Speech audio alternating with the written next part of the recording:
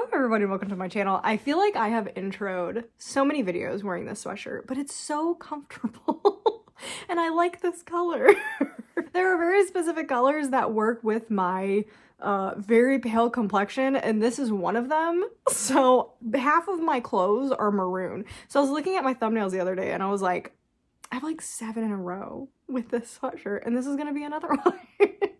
But anyway, you're not here to hear about that. You are here to hear about books that we're going to be reading for this video. I am so excited. I feel like this is a pretty good stack of things, and we're really only going to be discussing 3 of the 4 extensively. Like the 4th one is our book club pick for April. So I'm mostly going to be reading that for that video. Like I'm still going to talk about it in this one, just not as much as I'm going to be talking about the other ones. But here is the stack. So we have Our Infinite Fates from Owlcrate, we have The Prince Without Sorrow from Illumicrate, we have Where Shadows Meet from Fairyloot, and then we have Fan Service from Afterlight. I'm pretty excited about all of them except for The Prince Without Sorrow, which is why we're going to start with that one. We are going to be starting with The Prince Without Sorrow because I didn't get the Illumicrate to read this book. I actually got the Illumicrate because I wanted the book plot. I'm not really interested in this book. I haven't seen great things about it already. It's got a pretty low rating. So I'm going into this with like mediocre expectations, which could be good because sometimes I go into things with really high expectations and I end up hating it. So having low expectations for this could actually be really good, but it's so pretty. I really hope I end up liking it. It's just, I don't know, I'm kind of just about like the politics in this. Like this seems like a very heavy politics story, but I do love the idea that this is following the Mauryan Empire of ancient India, and it's an inspiration of that. I think that is different. I don't think I've ever read anything relating to that. So I'm kind of hoping that I end up really liking this one and it surprises me. But if I don't, I won't be that surprised. I wasn't super excited about this one. But otherwise, the rest of this stack, I'm really excited about. So let's get right into the reading vlog, and we're going to talk about The Prince Without Sorrow. I'm DNFing it. DNFing it. I've actually tried to read this book 2 times now. And the second time around, I actually wrote notes on all the characters. These are all the characters that have been brought up so far. Like that's a whole list of characters, that's a whole list of characters, and it just keeps going. They just keep adding characters. And I'm sure not all of them are important, but everyone on that list has been brought up at least twice. So I just like annoyed. There's just so many characters. There's nothing that wrong with this book. Like there's nothing wrong with it.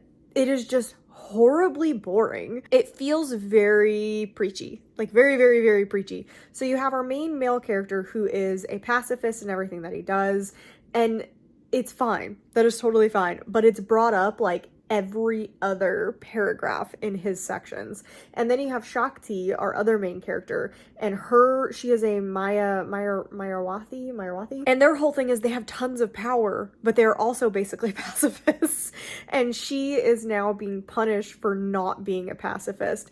And it's just like, it's constant. It is constant. It just feels so preachy. There's nothing wrong with anything like that, but it's just like, if it's constantly in your face like that, it's just really annoying. And I just really don't care about the plot. I don't care about the plot. I don't care about the characters. I have no opinion about anything that's happening, and I'm on chapter 11, so I'm at like page 110. I don't care. I don't care. I'm so sad. So unfortunately, this is a DNF, and we're moving on. So it is, what is today? April 24th, I think. I am sitting outside with Taz because he howled. He doesn't howl. He howled at me to come outside. So I am outside, and I don't have the book with me, but I figured I'd give you my initial feelings about Where Shadows Meet. I have decided to move on to that one. I do officially have all the books, so we can pick anything at this point. But like I said in the previous clip, I already DNF'd The Prince of Sorrows. I tried so hard with that one. I tried so hard. I read a lot of that book, and I just could not get into it. I was debating between Fan Service and Where Shadows Meet because I've said it before, I've got to do Our Infinite Fates last. Although it doesn't really matter anymore because it is April 24th. So I really could read that at any point and do the vlog and I'm still good. So again, I will briefly tell you my feelings about Our Infinite Fates. It's just going to be what I rated it and how my reading experience was. And the rest of that will be in the spoiler vlog. But anyway, I am reading Where Shadows Meet, and it's got like a 3.4 on Goodreads, but I'm liking it so far. So now I'm like, what happens in this book to make me not like it? I think the writing is really good, which is like 50% of the battle for me. And I think it's a debut author. I'm really enjoying it. It's following a couple of different main characters. I think it's 4 main characters, but right now we're only focusing on 2. And it's like 2 different sets of people. And it's, I believe, both of their romance stories. So I only, like, there's one set that I know a lot better. I think it's Thana and, oh no, who's the other person? Freya? No. It begins with an F, I think. But those 2, like, there's one's like the queen of the vampires and stole or took the girlfriend's wings for power. We're not sure 100% what that means and how that was, like, done. But that's kind of all we know right now. And then the other perspective is, I think it's not Nyjah. I think Nyjah is the person we're following in the other one. And she is a seer, and they've been exiled by the vampires for one of the ancestors telling one of the vampires something. I don't think we know what it is yet. But they have been exiled and they're stuck on this, like, little island. If they go anywhere else, sorry, I'm still congested. If they go anywhere else, they could be killed. So they're kind of just stuck here. And so far, it's really interesting. Like, it's really, really interesting. I like the writing. I like the characters so far. They are unique. And it opened with, like, a bang. Like, it was a bloody opening. And I was like, if this is how you want to do a vampire story, this is good. Like, this is good for a vampire story so far. It takes a lot for me to, like, well, not really. I love vampire stories, but sometimes they can be boring because it can be like a rinse and repeat of all the other 1,000 vampire stories. And so I'm really excited that this one, like, really went there immediately. I love it. So I'm pretty excited to continue reading it. I also did reverse the dust jacket. I assume you guys have watched my unboxing or you watched somebody else's unboxing, but I did reverse the dust jacket because I did not like the kind of really boring dust jacket. So I reversed it to the red and I'm obsessed. Like, I love the red dust jacket. I see it and I'm just like, yes. So anyway, that's my little update. I do plan to continue that and just have a good time with that one. And then we'll probably move on to fan service.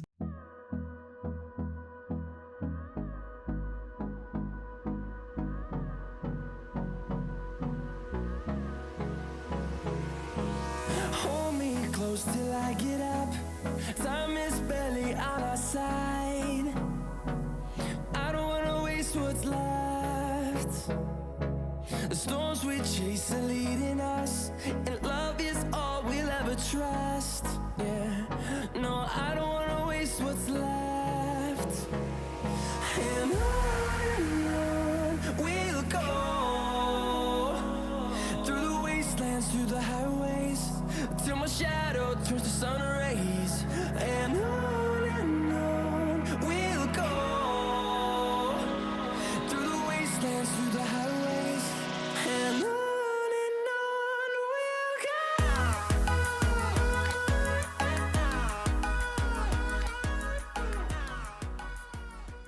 Here for an update. It is Saturday. What is it? April 20. Are we on the 25th now? I cannot keep track of what day it is. We are officially fully into reading all of my March books because we are finally finished that book of the month vlog. That nightmare of a vlog really derailed this video, but also getting Fairyloot really late also really derailed this video.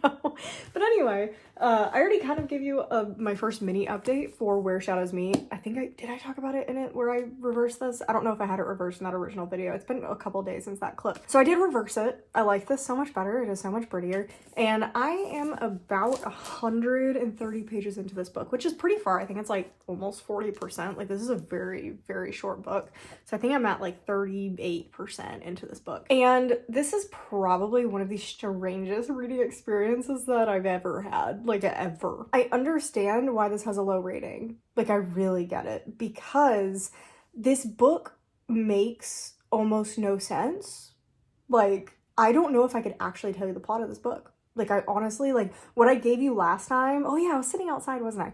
What I gave you last time is probably the best explanation of this book that I can give you still, 130 pages in versus, like, 40.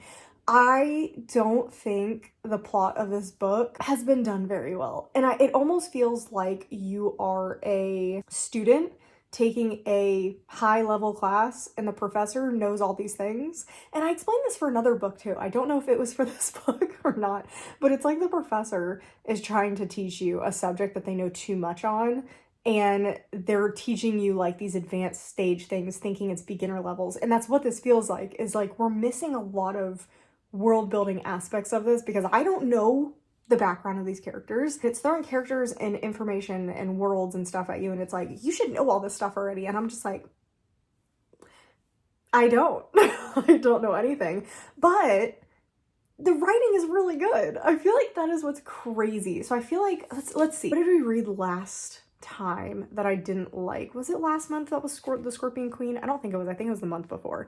We had a month where it was like Cruel's the Light, the Scorpion Queen, Language of Dragons. So in all of those cases, the plot was stronger and made sense and was linear, and it was really easy to grasp the plot generally. Language of Dragons is a little bit funky, but the writing was really bad. So the writing was hard to get through because it was just choppy, stilted, the characters didn't make a lot of sense, that kind of stuff. So there's like plot writing, which is making stuff make sense world-wise, and then there's like writing, like technical writing, which is like sentence structure and descriptions and that kind of stuff. So those books were plot better, still not great, which is why it didn't work, and I ended up DNFing those. But the actual technical writing was terrible and needed to go through so many more rounds of edits. This is the opposite problem. The writing is actually really good. The technical writing of this is fantastic, where the sentence structure is good. It flows. I keep wanting to read because of how good the writing is. This doesn't feel like debut writing, but I think this feels more like a true debut book more than any other debut book I've read, because in my opinion, what a debut book should be is edited really, really well for technical issues, but maybe the plot isn't exactly up to snuff because they're not exactly sure how to make certain things work yet, because they're not used to writing these fantasy worlds, etc. So that's what this feels like. It feels like somebody who had a really, really, really, really cool fantasy idea and has strong writing skills and had a good editor, but they didn't know how to shape the world in a way to make the reader understand the world. So there's so much stuff happening that is so interesting and so good. I can't tell you necessarily what any of it means. So I can tell you what's going on, but I cannot bring you back to what it actually means in the context of the story. Like, why is this important? Why is this important? Why are these factions fighting? There's just no setup for this world that we're in, and therefore it just kind of, and so it just doesn't really make a lot of sense. So it is going to be kind of dark in this clip because I don't have anything. Oh, the TV just turned a different color, so it kind of backlit me a little bit. I just don't have that much to say about the book. I have finished Where Shadows Meet at about 70%. The fact that there was no plot really started to unravel this book. Okay. My dog decided to get up. He was literally just sitting right there. So yeah, like I was saying, this book, legitimately, I could not tell you what actually happened in this book. I don't think I could give you a good synopsis. I don't think I could tell you what this world was about. I don't think I could tell you the motivations of characters. I don't think I could really tell you much that happened in this book and make a coherent sentence or coherent plot about what was going on. I'm a little confused about, so okay. I'm gonna give it a 2-star. I'm giving it a 2-star because it was a 3-star for most of the book, even though it wasn't very good. It was just, it read so smoothly, and I was kind of interested in what some of the characters were doing. Like, I liked Thana. Well, Thana really wasn't a character in here, but I'm trying to remember how to say her name. I'm used to saying Brett Favre, but that is not how you say her name. One of the characters is Brett Favre's last name, but it's like the French pronunciation, because I listened to the audiobook specifically just for her name, and it's like Favre or something like that. I can't remember exactly how they said it, but I repeated it like 6 times and it never sounded right. So I really just wanted the storyline of Favre, who is the old vampire, and she is like the villain, but it's like a gray, kind of morally gray situation. And that part I actually was enjoying, and that's kind of why it was getting a 3-star. But then her side of the story was kind of like completely kind of dropped almost. And the whole middle section of the book was Layla and Naja, and neither of them were very interesting. And their romance, it was supposed to have a really good sapphic romance in here, and unfortunately the romance was terrible. It was terribly written. I don't like, there really didn't even need to be one. Like, if you had taken the romance out, nothing would have changed. That's how poorly developed the romance was. And I'm really disappointed in that, because I think it could have been really, really good. And then, like I said, I told you guys in the last clip, the technical writing is really, really good, but everything else is pretty rough. Like the building the plot, building the world, all that type of stuff, it just isn't there. You can see what the story was going for, but there is no semblance of actually bringing anything together. So unfortunately, it is a 2-star. I'm gonna keep it for now. It is not a standalone. I thought it was a standalone. It's definitely not. Like, we definitely wrapped up an aspect of the story in here. It left a lot of questions and a lot of possible storyline directions that this can go in.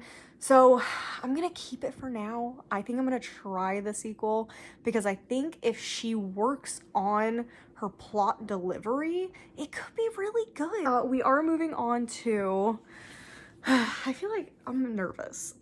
I'm nervous because now that I'm like looking at these books, this doesn't have great ratings either. This is fan service. I don't know if, does it say that on there? No, I just like how it looks. There you go, fan service. I have not heard great things about this, but so far what I've read, because I read the prologue and almost done with the first chapter, and I am enjoying it. It's actually really fun so far. I'm a little nervous because a lot of people don't like this one. And then what is it? Our Infinite Fates.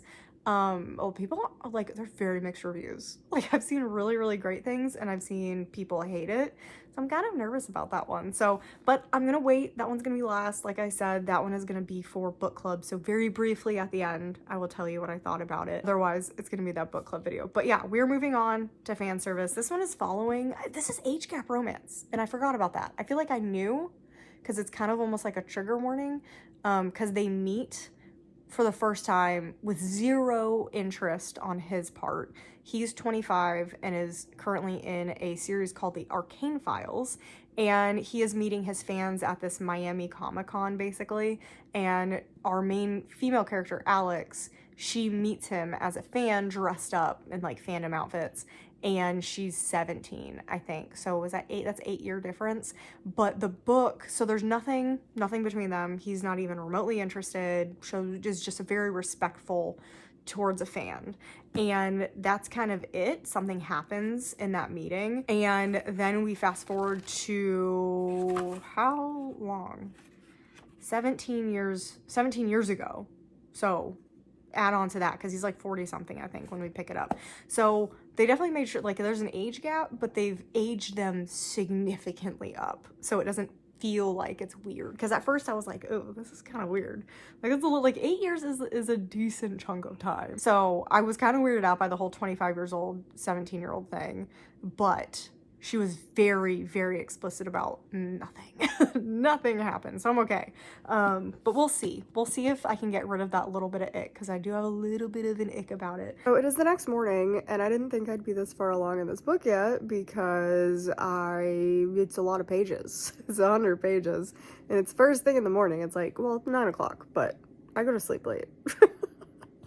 So I read a little bit last night, and then this morning I woke up at 4:30 in the morning, and couldn't go back to sleep. It is insomnia station right now. I'll get better in a couple days. Anyway, yeah, I'm up to 100 pages already in fan service, and I don't think I really like it that much, and I don't know. I feel weird about it, because there are a lot of things that I like, and there are a lot of things that I really don't like. So I really like our main character, Alex. She seems really, really cool. So I like her. I like kind of the story behind it. I feel like I was under the impression, which is my fault not looking more into this. I was under the impression, unless we actually get there, because our main character is trying to reboot the thing Wow, that was really hard to get out. Reboot his show. The book is following our main two characters, Alex and Devin, and Alex was a super fan of the show called The Arcane Files, and Devin was the main character, and I kind of told you guys about the age gap, which is still giving me the ick a bit, and I think it's because Devin acts like a 12-year-old. He's a 42-year-old man who acts like a 12-year-old, which I mean, is definitely a thing, but I just like I don't like a main male character who acts like this, who basically Alex is gonna have to like be his mother, and I don't find that relationship dynamic attractive whatsoever. So I don't like their relationship already, and it's very sexual already, the way he's talking about her in his head. Anyway, I'm getting so distracted because I literally just woke up. So yeah, Alex is a vet, and then you have Devin, who is kind of a washed up actor, and actually not even kind of, he is a washed up actor, and I for some reason thought this book was actually taking place while he was doing the Arcane Files. I did not realize that it was like 17 years after the show was basically over. Or I guess it went off air in like 2018. 7 years after the show went off air, something like that. I didn't realize that, and I kind of like, I don't know. I don't like the whole washed up actor thing. I'm not vibing with it, and he just kind of seems like a loser, which is really sad. And I'm only okay with saying that because he's kind of an asshole. Like, he's a jerk, and he's kind of gross. Like, his head is a gross place to be. Because he is just so nasty with objectifying Alex already. Like, I don't like how his brain is written whatsoever, so I'm not liking that. But I like the actual storyline for the most part, and I like Alex, so I'm just, like, really reluctant to DNF it. And I'm also reluctant to DNF it because I love this cover.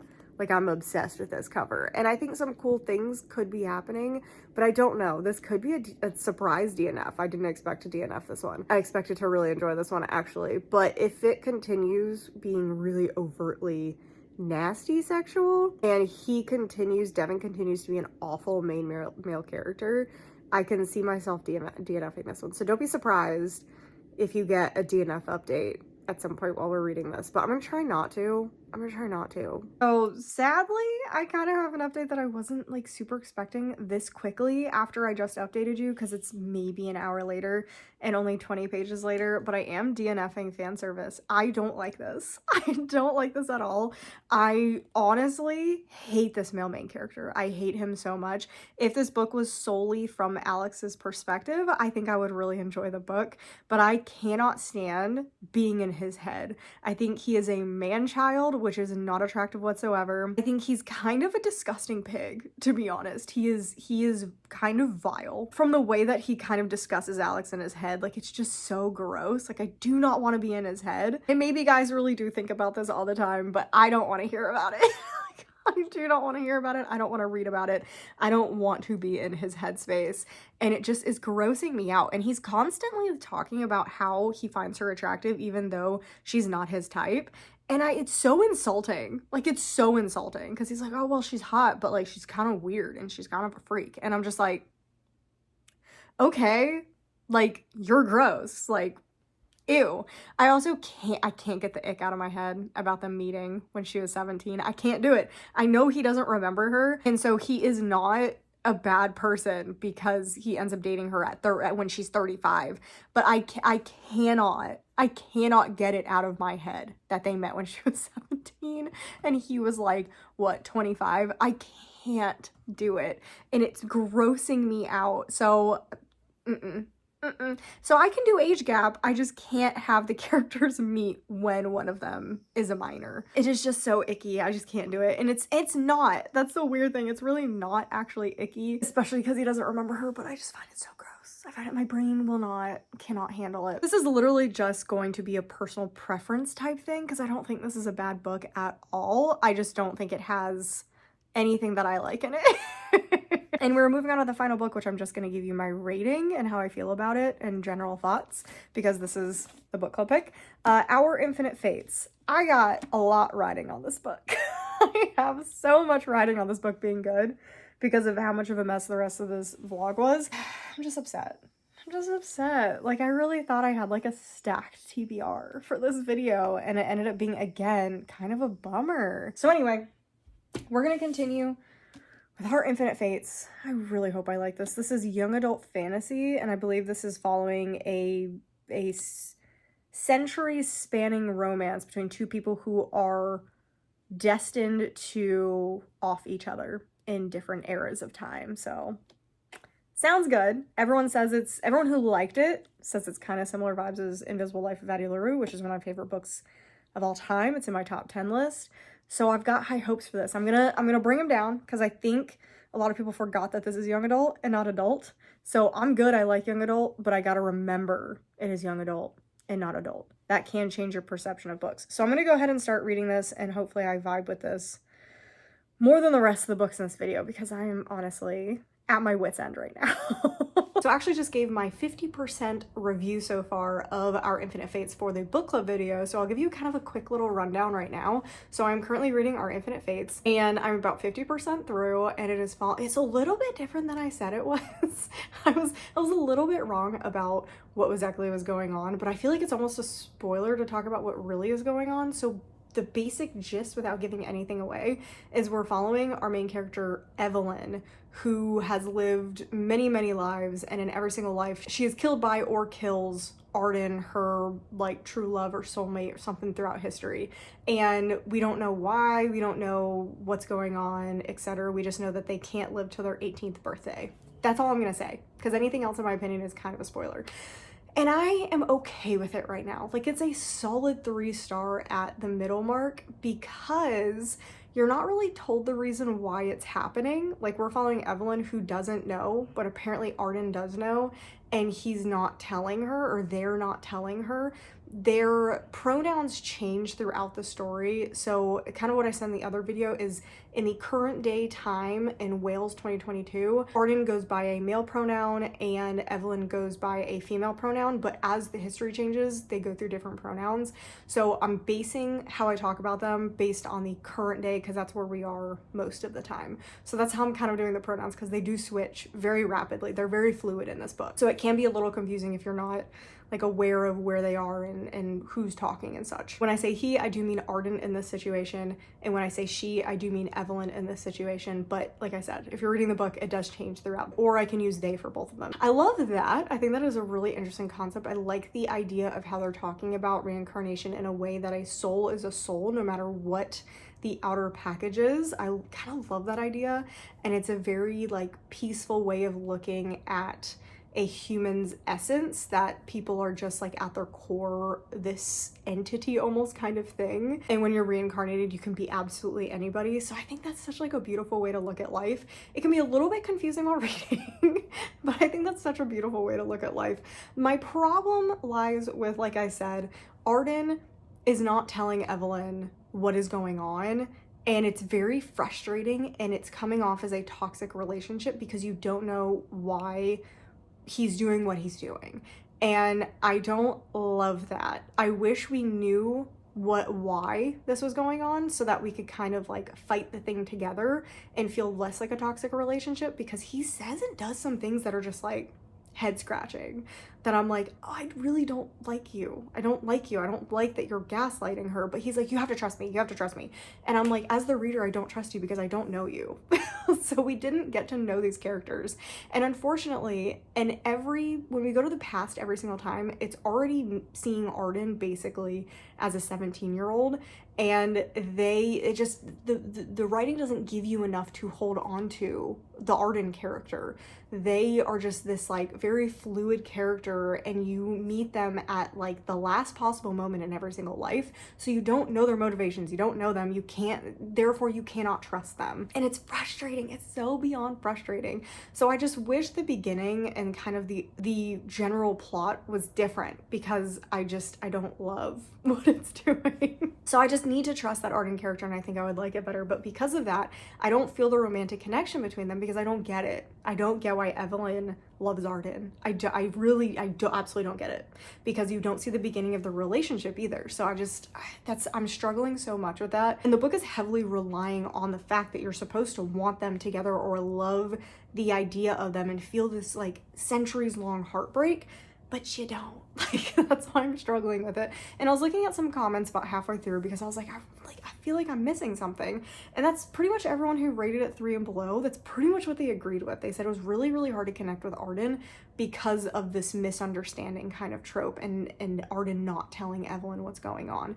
So it's just frustrating. It's a very, very frustrating book. It's a very easy read. I am enjoying that. It is a little bit boring. We're going into the past so often, it is actually interrupting the main plot that's happening in 2022. And I think it's repeating the same stuff over and over again because they're finding each other. Evelyn is learning to deal with Arden, and then Arden or Evelyn off each other. And that's every single time in the past. And that was really cool for the first like 4 or 5 times, but it's been like 10 chapters that way. So I think it's almost too much because we're not gaining anything more. Like, we're not learning anything about Arden in these past chapters. And it's frustrating. It is very frustrating. So I'm at a 3 right now. It could go up. It could go down based on what the big reveal is, because we're still waiting for why this is happening. And if it's not like a life-altering, world-ending reason, I'm gonna be mad, especially if Arden and Evelyn end up together and it was a stupid reason for Arden not to tell Evelyn what's going on and causing her so much angst and desperation and destruction in her life, in her lives, every single life. So I'm just annoyed. So anyway, it is a 3-star right now. Could go up to a 5, could go down to a 2. I don't see it being a 1 or a 5, but the end could surprise me. So I'm hoping for the best. But anyway, I'm gonna continue reading and I'll let you know what my final rating is. This is gonna be like a super unflattering angle. Like the most unflattering angle ever. Remember that time that I said that I was going to DNF fan service? I'm reading it. I started reading it again. I just really like Alex as a character. Devin is like literally my only reason for DNFing it because I can't stand him at all. And he like literally he'll say something and I'll just go, ooh, like out loud. Like out loud I'm going, ooh, so gross. Like he's so gross. So I hope his personality has like an entire turnaround. But yeah, I'm planning to read it. I just kind of needed a break from our Infinite Fates because it's just annoying me. Like it's kind of being a bummer. And my brain was like, do you know what's really different from our Infinite Fates? Fan service. And I don't want it to be a situation of not in love, but where I just like didn't like one really specific thing. So I stopped reading it but I ended up rereading it and enjoying like the rest of the storyline. That's kind of where I'm at. So I think I'm gonna like the rest of the storyline because I am liking the storyline.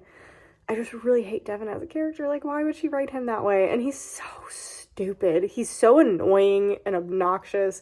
And when he's not being overtly sexual and disgusting, he's actually a fun character to read from. I just kind of wish that his perspective didn't exist. Like, I don't want to read from his perspective. I love his interactions with Alex when it's from Alex's perspective. It's really funny.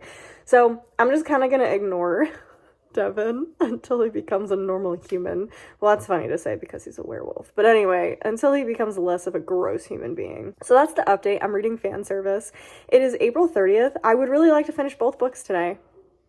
I don't think that's happening, but we're gonna try. We're really, really gonna try. I just finished filming my book club update because I wanted to do that first to kind of talk myself through our Infinite Fates to decide on a rating before I told you guys. Because again, I'm not telling you guys that much about the book because again, I've already talked about it extensively in the Lazy Book Club video, and I'm gonna talk about it in my I'm gonna stick in the April wrap up. Even though I finished it this morning, May 1st, I'm gonna stick it in the April wrap up because I don't want to carry it on the rest of the month. And I pretty much read the whole book yesterday. It was like just a very small portion of it today. So I have a couple of things to talk to you guys about, which is wild. We'll talk about our Infinite Fates last, but yeah, I read fan service. I finished fan service. I still stand by the fact that I hate Devin as a character. I don't think he got any better. I think he needs a mom to take care of him because he didn't have that. I do like that we got to know his character a little bit more, and I do like that he did, in my opinion, soften up way more throughout the book.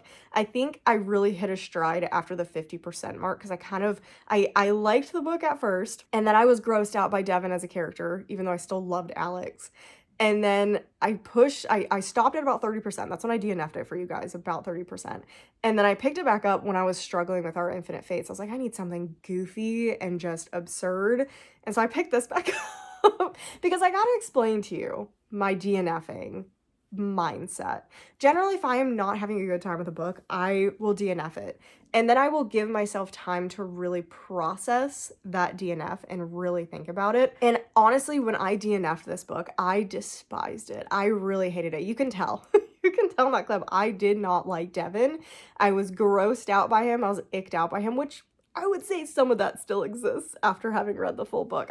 Some of it still gives me the ick. But there are moments after I DNF something that I'm like, should I have DNF'd it? Were there moments in the book that I enjoyed enough to continue reading it? And how I felt about this book is similar to how I felt after I DNF'd Not in Love and Butcher and Blackbird, which are 2 books that I ended up going back to and doing that influence video on. So I think I would have wanted to come back to this one. And so I did, and I'm glad I did because I gave it a 3 stars. So I actually ended up enjoying this. I binged the rest of this book. I still had so many problems with this, but I ended up really liking the rest of this. And the funny thing is, like, there was a decent amount of sex scenes, but not as many as I thought. Like, it really wasn't. Like, it was mostly Devin's head that had most of, like, the sexual aspects of this book. And then there was, like, 2 or 3 sex scenes, and I don't even think they were that bad. Like, I've read significantly worse in other books. So I was pleasantly surprised by that. So I was very happy that I continued. Again, still had major problems with Devin. I do think this was a little bit heavy-handed with certain things. Like, they really wanted to make Devin just this asshole character, and so the making fun of the vegans and doing all of that, making fun of the nose ring, just making fun of her, Alex in general, just really struck a nerve with me. I didn't like that, like, at all. So I think it was just super heavy. Like, I feel like the author just didn't know how to make an unlikable character, so they were like, let me just make him absolutely awful so everyone hates him. But the problem is, when you hated characters to that extent, it's really difficult to make you like him again, and I don't think enough was done to make you actually like him again. So he was still awful. The thing is, Alex's character comes off as a caretaker, like she wants to take care of someone, so it almost made sense that she has ended up with this man baby, this man child, because that's what he is. He is a man child, and a lot of that comes from emotional trauma as a child because he didn't have a childhood and he didn't have real parents. And so I get why he is the way he is, but I could never take care of a grown-ass man who is 10 years older than me because he can't figure out how to deal with life. So I really hope he gets therapy and deals with things. And it does seem like that's the direction this was going, but Alex literally was intensely babying him. Like, she is his caretaker. And so for that reason, it is only getting a 3 star, but I'm really excited because now I can keep this book, and I actually did enjoy it. So I'm really glad that I came back to it. I'm glad it ended up being a fun time last night that I read it. And, you know, I would try another Rosie Danon. I don't think I would buy another one just in case. I would definitely do a library thing. Definitely check it out from the library first to see if it's my taste. Because, again, this was borderline. I did DNF it. Also, my dog has decided to eat this morning. He never eats in the morning. Never. Literally never. Only when I film. So anyway, very glad I ended up picking this back up, and this is a 3 star. And then, very quickly, we're gonna go over our Infinite Fates. I gave this a 1 star. I really hated this. I really didn't like this. I'm not gonna go too much into it. If you want to know details, go watch the Lazy Book Club video. It is spoilers, so that is a thing, but I'll talk about it more in my wrap up. I talk about basically the only reason that I would give this a higher rating is I think the LGBTQ plus / the non-binary and the trans rep in this is really, really good, because the whole idea of this book is a soul no matter what body it's in. And so they are constantly switching between more feminine bodies, more masculine bodies, and bodies that may fall in between male, masculine, and feminine, and they have the discussions about it. And it's really, really interesting. And I think it, as far as I know, I talk about it in the Lazy Book Club video. I am not privy to the trans community or the non-binary community, so I can only talk about it in as much knowledge that I am able to. I have worked with some trans people, but again, it's not my community, so I can't speak for them. So as far as I can say, it seems like good trans rep because it literally speaks to this, a soul is a soul no matter what body you're in. So it depends on how that soul feels, not how the body feels, is kind of how I interpreted things. So I feel like that was really interesting. And the non-binary aspect of this, Arden definitely went by they a lot throughout the book, but it was very fluid. Same with Evelyn, very fluid. And it was just very casual uses of they. Like, it wasn't over-explained. It wasn't like this thing that they explained to a bunch of other people. It was just like, it existed and it was accepted and it was cool. So I thought that was really, really good. So that's the only reason it would be a 2-star, but I literally can't bring myself to rate it more than a 1-star. I didn't like the ending. I didn't like the gaslighting in this. I didn't like that this whole book was based on miscommunication and that one character just wouldn't tell the other character what was going on, because they could have literally planned things if that character told the other character what was happening. But no, nope, didn't do that. So I really didn't like this book. Really didn't like it. I'm giving it a 1-star. That's all I'm going to say about it in this video because I'm sick of talking about it. So, a very quick roundup. Here's everything we read / DNF'd in this video. It was only 4 books, but I feel like it was an eternity because nothing was amazing. So it just felt like a slog to get through these books. So I have much higher expectations for next month. So we have The Prince Without Sorrow, which is what we started with, and we did DNF that, and I 100% agree with the DNF for this one. I was so lost reading this book. I still don't think I could tell you what actually happened in this book. It was just very dense. The writing was kind of confusing. Like, it just, God, and now he's drinking water. Buddy. Well, I mean, he's thirsty, so that's his prerogative. I am sad because I do think this is the prettiest one in the pile. I would have loved to love this book, but I just didn't. I didn't like it. I didn't like it. That's pretty much all it came down to. And I did not think a single time again after DNFing this. So that pretty much points to, yeah, you don't need to continue this. Then we ended up reading Where Shadows Meet, which again, the plot made no sense in this. It was incredibly difficult to follow along with the plot. And I actually was okay with it at first. Like, I was like, this is probably a 3-star, but I didn't end up liking the romance. I didn't connect with the romance. And I feel like it just needed to be explained better. Like, this book was not explained better. I will be keeping this because I am willing to try the second book, because I think the second book is going to be following a plot line that I enjoy better and will understand better. So I will be attempting the second book if I remember, but I am going to keep this one for now. And I gave that one a 2-star. I don't remember if I said that. Then, like I just said, we read Fan Service, which was a wild ride, DNF'd it, went back to reading it, binged it. It's a 3-star. I enjoyed it. Still didn't love the romance in this, didn't love that Devin in this, but I loved the storyline and the fandom aspects of this, and I liked the writing. So we're going to give it a 3-star, and we're going to be keeping that one. And then we have the loser, I feel like, of this video. Our Infinite Fates, 1-star, didn't enjoy it, not keeping my copy. Really bummed out about this one. Like, very much bummed out about this one because I should have loved this. Like, I really, really should have loved this, and I just didn't. So that is everything that we read in this video. We're finally through this. So anyway, I hope you guys enjoyed the video, even though it wasn't like a total success, but I mean, I found at least one thing that I enjoyed. Like, I at least like fan service. I'm so happy that I continued reading this, because then we would have had a 2-star, a 1-star, and 2 DNFs. No. No, I'm not doing that. I'm not doing that. Absolutely not. So anyway, like I said, I hope you enjoyed it. Make sure you subscribe so you don't miss any future content. We have book boxes coming. My last book box for April should be coming soon. I'm hoping this week. It is literally Fairyloot again. I have everything else. I have the Illumicrate, the Young Adult Owlcrate, the Young Adult Fairyloot, and I have, what do I have? Do I have the adult? No, I don't have the adult Owlcrate. I have the adult Fairyloot. So 2 Fairyloots, an Illumicrate, and the Young Adult Owlcrate. And that is what we'll be opening and reading in May. And then I also, they put extra stock of Owlcrate's First Time Caller, which I'm so happy about. So I did buy that. So I will be unboxing that in that video as well. I'm so excited. I don't have to read it because I already read it and it was 5-star, but I wanted that copy because that edition is beautiful. So I'm very excited to have also gotten that. So anyway, like I said, subscribe so you don't miss any of that content. Definitely like the video if you enjoyed it. And comment down below what you thought about these books if you read them or if you're excited about them. Remember, take my reviews with a grain of salt. I am a difficult critic. So you guys might love these books, but I would like to hear what you guys think about these books if you read them already. And thank you guys for watching the video, and I'll see you guys in the next one.